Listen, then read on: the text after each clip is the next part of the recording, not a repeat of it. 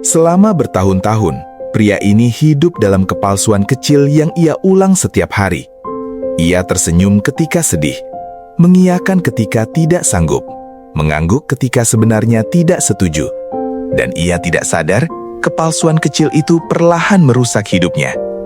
Sampai satu malam, ia menulis kalimat jujur pertamanya, dan semuanya berubah. Dari luar, hidupnya terlihat baik-baik saja. Ia bekerja di perusahaan mapan, punya teman banyak, selalu terlihat tenang. Tapi di dalam dirinya ada kekacauan. Pria itu bernama Leon. Ia terbiasa memendam semua hal. Kecewa, marah, takut, lelah. Ia tidak pernah berani cerita, tidak pernah berani jujur, tidak pernah berani mengakui apa yang ia rasakan. Karena sejak kecil ia diajarkan, laki-laki harus kuat. Jangan tunjukkan kelemahan. Jangan menyusahkan orang.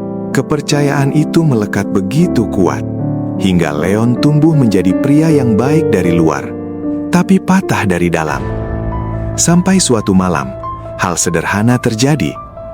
Ia pulang kerja dengan kepala berat dan dada sesak. Meeting kacau, tugas menumpuk, konflik dengan rekan kerja, dan tekanan dari atasan membuatnya hampir meledak. Ia masuk kamar, duduk di lantai, dan menangis diam-diam untuk pertama kali dalam bertahun-tahun. Di sampingnya ada buku jurnal yang ia beli 2 bulan lalu, tapi belum pernah ia sentuh. Entah kenapa, malam itu tangannya mengambil buku itu. Ia membuka halaman pertama dan menulis pelan, dengan tangan gemetar, dengan hati yang hampir meledak. Aku tidak baik-baik saja. Kalimat itu membuatnya berhenti bernafas sejenak. Bukan karena kalimatnya dramatis, tapi karena untuk pertama kalinya dalam hidup, ia jujur pada dirinya sendiri. Ia menulis lagi, "Aku capek pura-pura kuat." Tiba-tiba tamisnya pecah. Semua yang ia tekan bertahun-tahun keluar tanpa bisa dihentikan. Ia menulis semua hal yang ia pendam. Ketakutan, penolakan, kegagalan, kerinduan, amarah. Ia menulis sampai halamannya basah. Malam itu, Leon melakukan sesuatu yang ia hindari seumur hidup. Mengakui perasaan sebenarnya. Keesokan harinya, ia terkejut. Pikirannya lebih ringan, napas lebih panjang, dan energinya lebih stabil. Ia tidak berubah total, tapi ada ruang kosong di dalam dirinya. Ruang yang dulu penuh tekanan. Leon memutuskan melanjutkan journaling, tapi bukan journaling biasa. Ia menyebutnya journaling kejujuran radikal. Aturannya sederhana. Apapun yang ia rasakan, tulis. Tidak boleh menyensor, tidak boleh pura-pura baik, tidak boleh menipu diri sendiri. Hari-hari pertama terasa mengerikan. Ia takut melihat sisi gelap dirinya, takut melihat ketakutannya hitam putih. Tapi semakin ia menulis, semakin ia belajar satu hal. Yang aku sembunyikan, justru hal yang paling butuh aku perhatikan. Minggu pertama, ia mulai memahami akar anxiety-nya.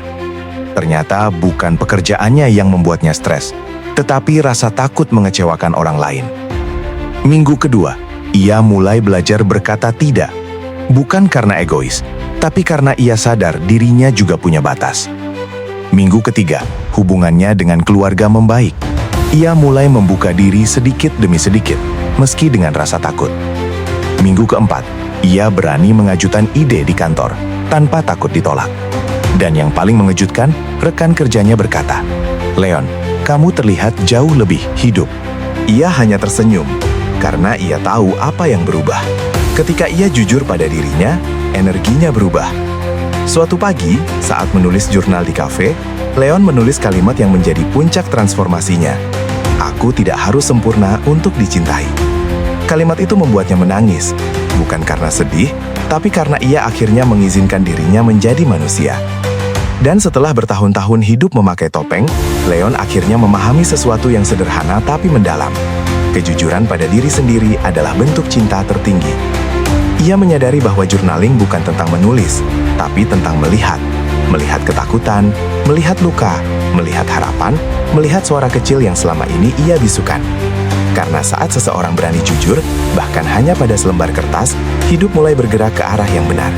Beberapa bulan kemudian, Leon berkata pada temannya, "Jurnalku bukan mengubah hidupku. Yang mengubah hidupku adalah keberanian menuliskan yang sebenarnya."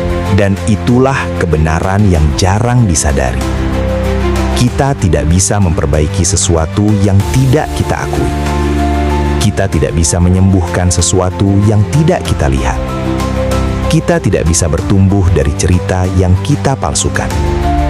Kalau kisah ini memberi insight untuk Anda, silahkan tekan tombol subscribe.